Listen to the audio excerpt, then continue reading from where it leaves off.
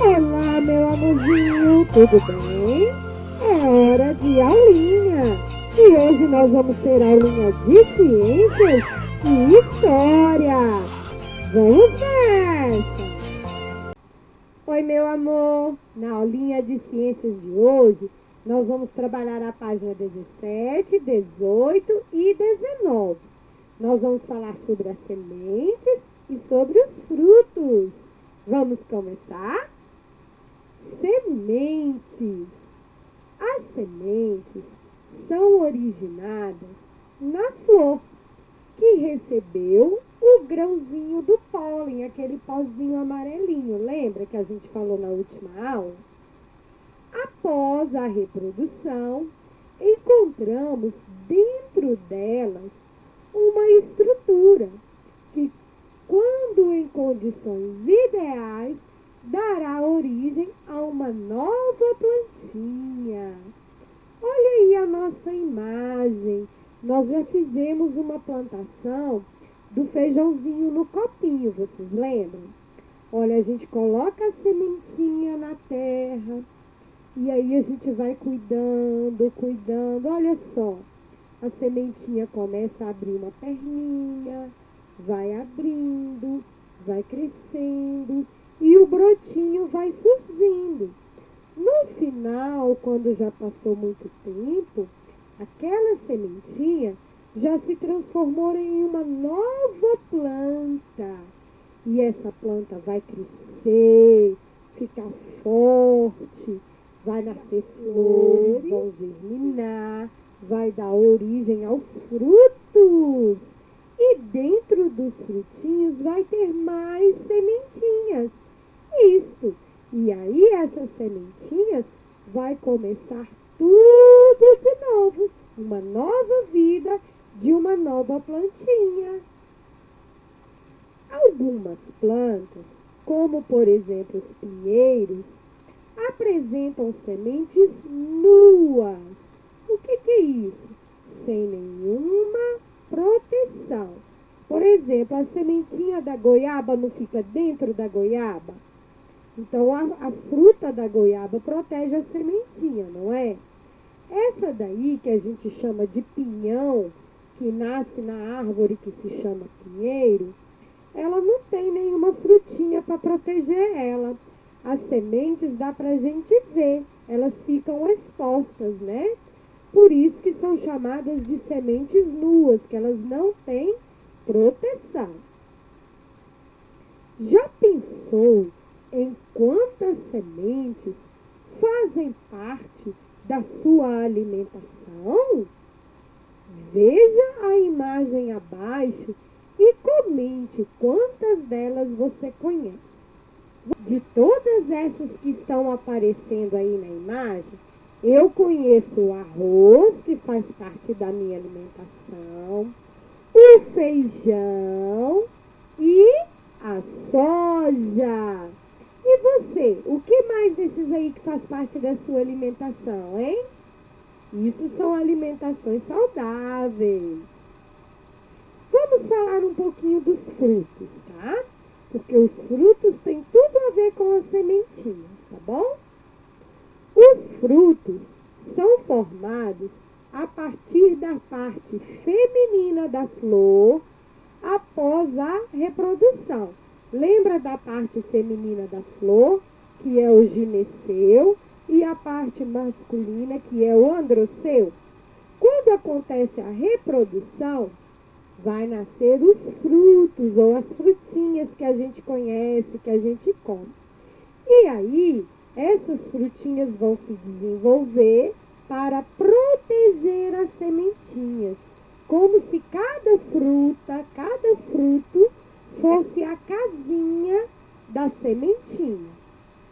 Os frutos podem ter variados formatos, podem ser diferentes, redondos, compridinhos, achatadinhos, de várias cores e também de vários sabores. Alguns frutos são chamados de carnosos, porque tem muita polpa. É o caso da goiaba, né?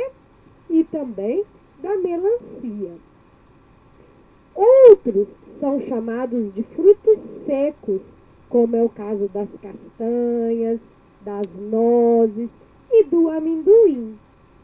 E vale lembrar que algumas frutas podem não apresentar sementes, como é o caso da banana comercial. Esse tipo de banana não tem sementinhas. Pode acontecer, tá bom? Olha aí o desenho da melancia e da goiaba. Por que elas são chamadas de carnosas? Tá vendo as sementinhas? Elas não estão lá dentro da fruta, protegidas pela polpa da fruta, como se a fruta fosse cheia de carne por dentro. Por isso são chamadas de carnosas. Agora olha o amendoim e as nozes. Tem alguma polpa protegendo elas? Não, só tem a casquinha. Então são chamadas de frutos secos. Os frutos são uma proteção para as sementes e também são ótimos chamarizes para os animais dispersores. O que quer dizer isso? Chamarizes. Por exemplo, você tem uma laranja. Quando a laranja é bonita, colorida, os bichinhos, os animaizinhos, vão querer comer aquela laranja, não vão? Então, os frutos têm que ser bonitos para chamar a atenção dos animaizinhos. Sabe por quê? Porque quando os animaizinhos vêm e comem aquela frutinha, se ele comeu a frutinha, sobrou a sementinha, não sobrou? Aí aquele animalzinho sai derramando sementinha por onde ele passa.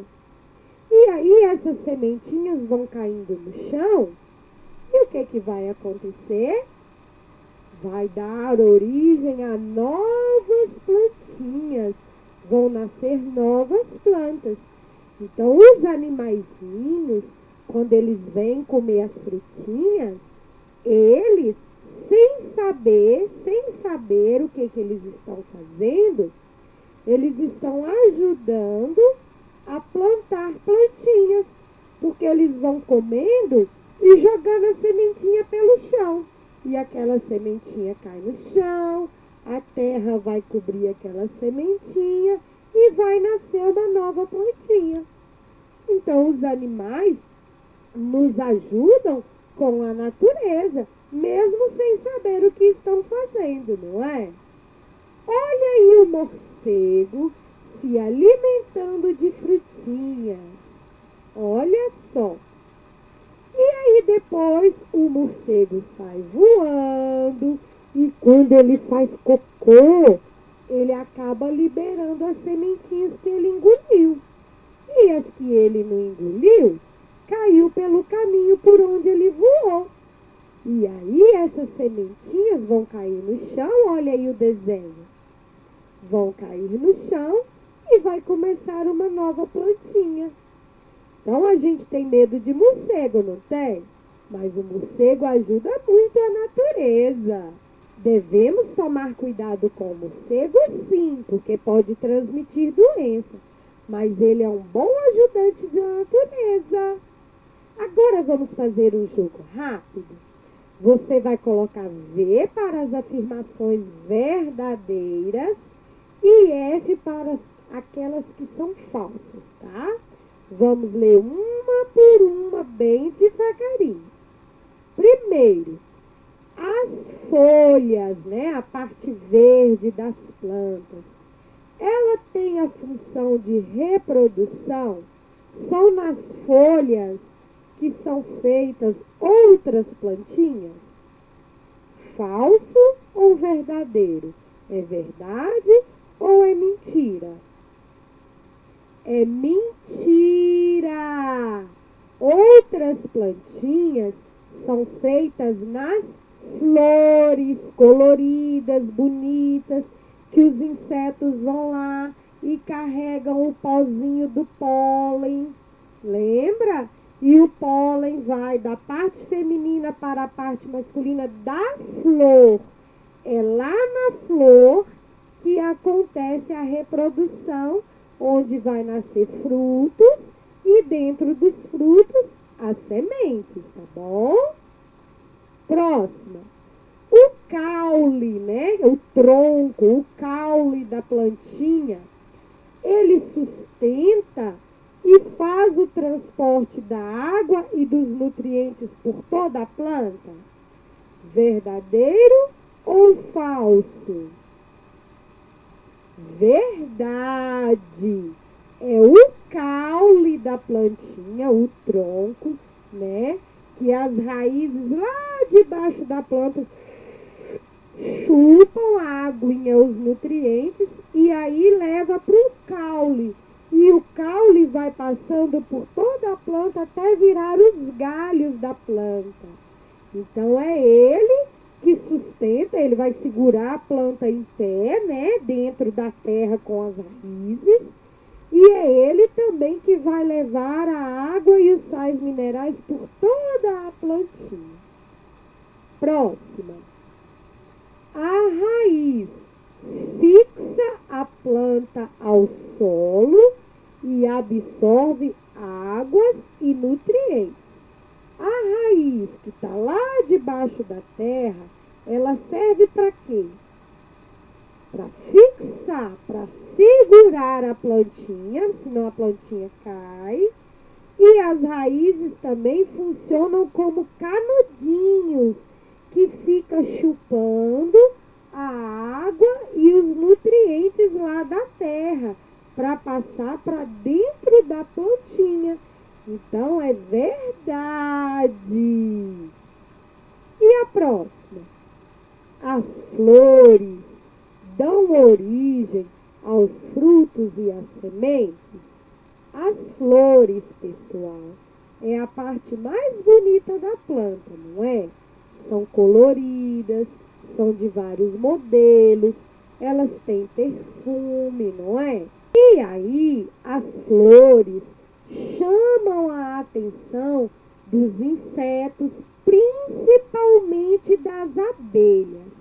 Aí elas vão lá nas flores e tem aquele pozinho amarelinho, que é o pólen, e aí vai grudando nos bichinhos.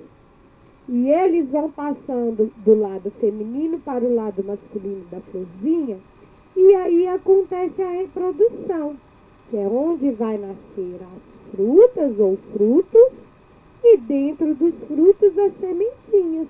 Então são as flores, sim, são elas que fazem nascer os frutos e as sementes.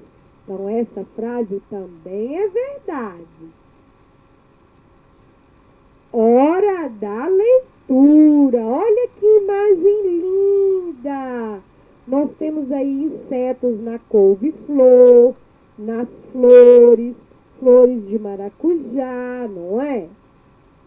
No Brasil, há mais de 300 espécies de abelhas que são nativas daqui do Brasil e não tem ferrão, que são excepcionais polinizadoras. Elas são as que mais gruda pólenzinho nelas e elas saem por aí nas outras flores carregando esses pólens.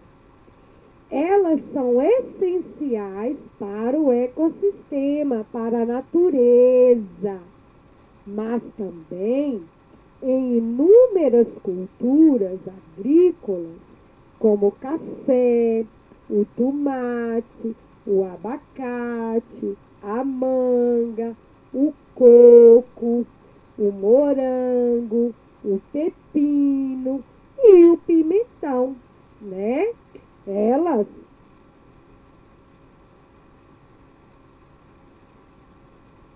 ajudam bastante, né? Se alimentam do melzinho das flores e aí vão passando pólenzinhos de uma florzinha para outra, uma para outra, uma para outra. E aí vai nascer mais. Abelhas e polinização. Preste atenção na leitura. Vamos ler. A polinização polinização é a transferência do pólen da estrutura reprodutiva masculina de uma flor para a estrutura reprodutiva feminina da mesma flor ou de outras flores da mesma espécie. Este processo permite a formação de frutos e sementes que futuramente produzirão uma nova planta. Em alguns casos, como o milho, o trigo e o arroz, o pólen é transportado pelo vento. Outros agentes polinizadores são a água e a gravidade. Porém, na maioria das plantas com flores, alguns animais são os responsáveis pela polinização. Na grande maioria dos casos, entre os animais polinizadores, nenhum é mais eficiente do que as abelhas. Elas são craques. Graças ao seu trabalho de coleta de pólen e néctar, voando de flor em flor, as abelhas polinizam as flores e promovem a sua reprodução. Vai nascer mais plantinhas. Além de permitir a reprodução das plantas, esse trabalho também resulta na produção de frutos da melhor qualidade e maior número de sementes. Todo esse processo resulta na base de toda uma cadeia alimentar, não é? Cadeia alimentar, nós vamos aprender mais para frente, é a relação de um alimento entre os diferentes tipos de animais e o ambiente. Por exemplo, o morceguinho não comeu a goiabinha? E se não tivesse goiaba? O morceguinho ia morrer de fome. Então, é uma cadeia, é um ajudando o outro. Combinado? Agora, nós vamos responder 4 perguntinhas sobre esse texto que a gente acabou de ler, tá? Número 1. Qual a importância das abelhas no processo de reprodução das plantas? Por que as abelhinhas são importantes para nascer outras plantinhas? E por que as abelhas são os maiores polinizadores?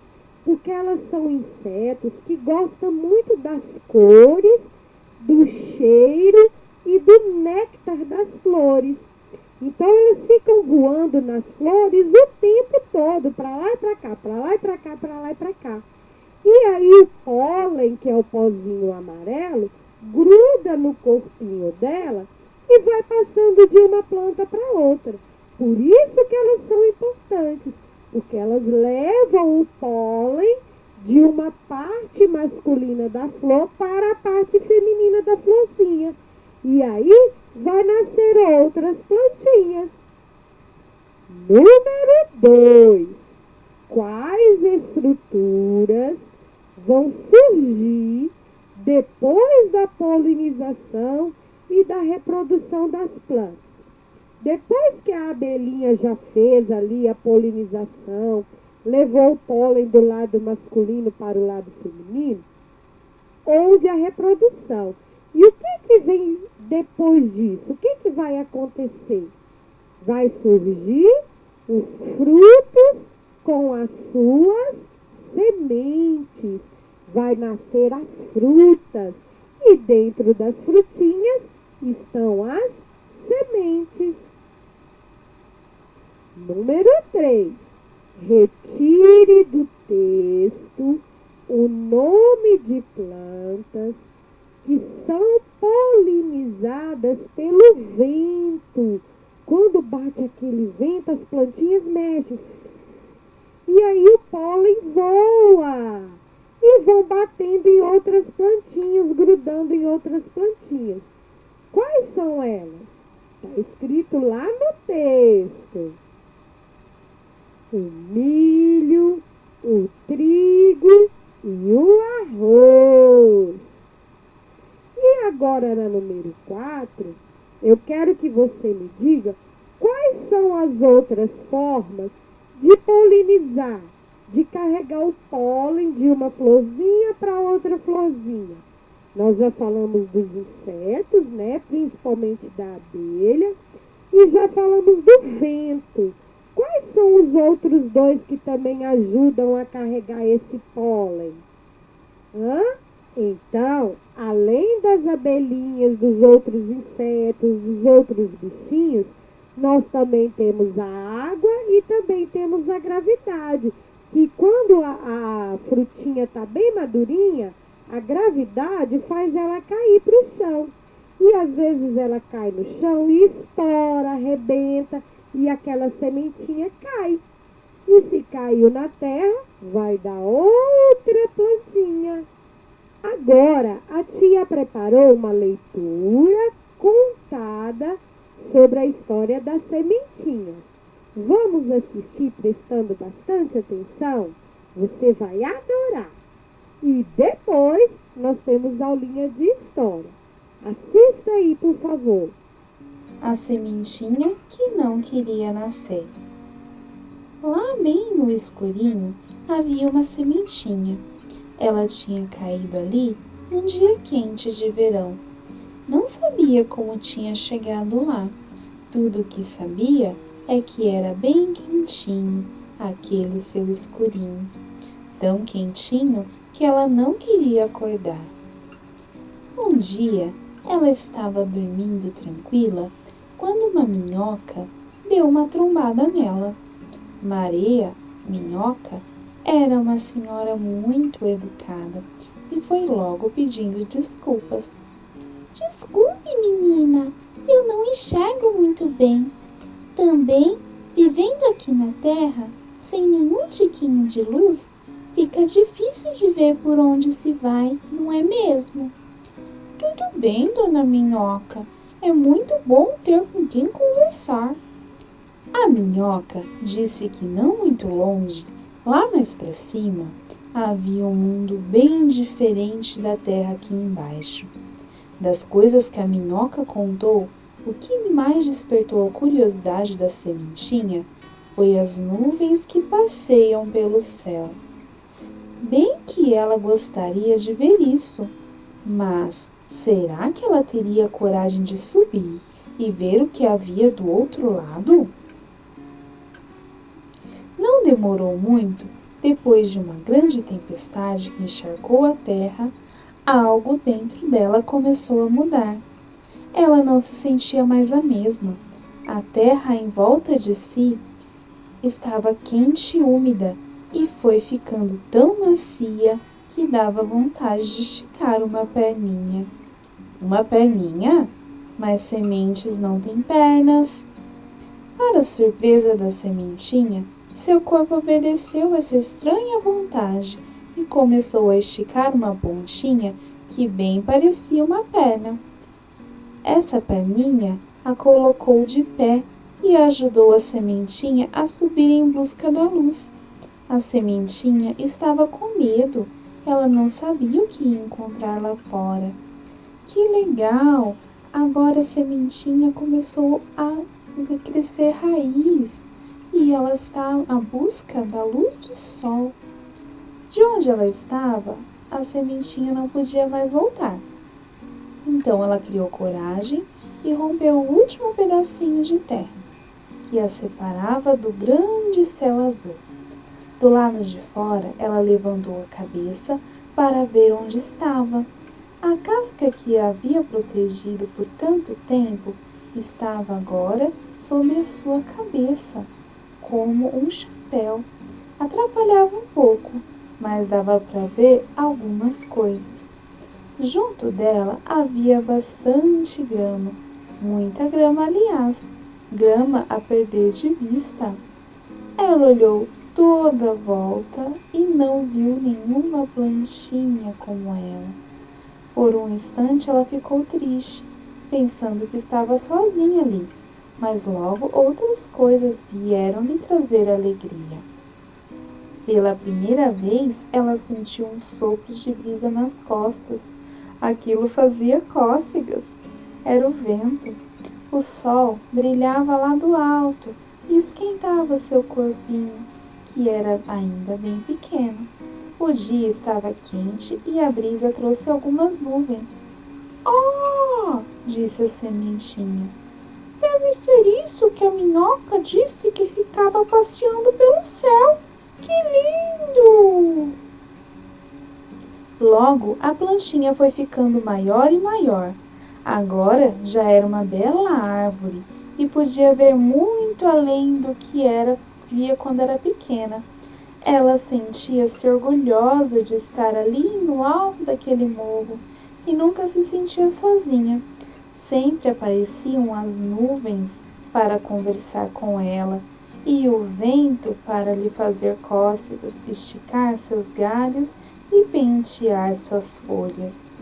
Passarinhos apareciam para pousar em seus galhos e fazer seus ninhos. Algumas vezes, pessoas procuravam sua sombra para fazer um piquenique. Era bom ouvir as histórias que eles tinham para contar. Foi através das pessoas que a árvore descobriu que se chamava pau-brasil e que era uma árvore importante. Ela ficou sabendo que seria muito grande e que era protegida por lei. Ninguém poderia cortar ela. Aprendeu que suas antepassadas foram usadas para a construção de casas e barcos e que sua lenha serviu também para tingir tecidos e fazer tinta para escrever. Levou muitos anos para aquela sementinha virar uma grande árvore. Hoje tem muitas histórias para contar, mas o que ela gosta mesmo de fazer é esperar o pôr do sol e ver o céu todo pintado de cor de rosa. E a nossa história chegou ao fim. Quem gostou, bate palminhas, por favor! Na nossa aulinha de história de hoje, nós vamos trabalhar duas páginas, a 18 e a 19. Vamos começar? Use o que aprendeu. Nós falamos sobre o tempo, não foi, pessoal? Então, vamos ver se a gente aprendeu. Como que a gente marca o tempo? Como que a gente sabe que o tempo passou? Vamos ver? Número 1.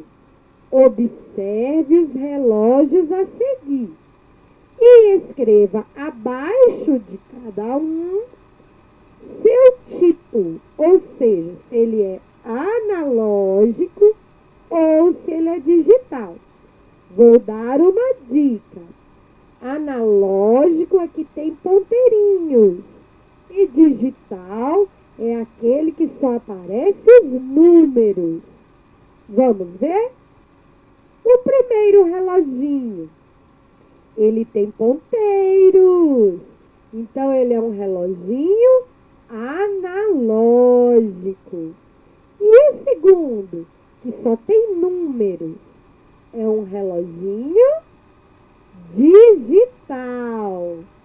E o terceiro, também só tem numerozinhos, é um reloginho digital.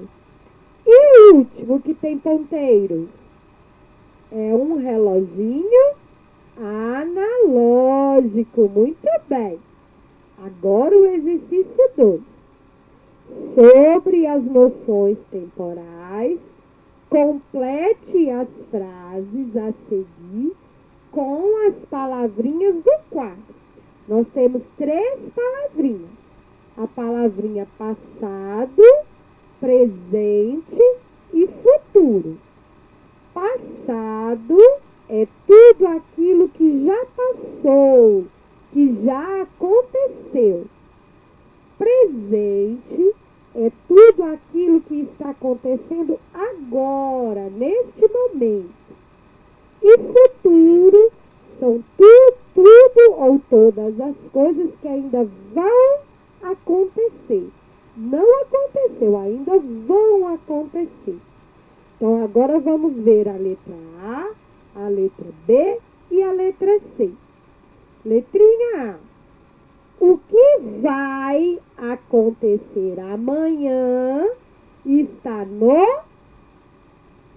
Muito bem, no futuro vai acontecer. Letrinha B.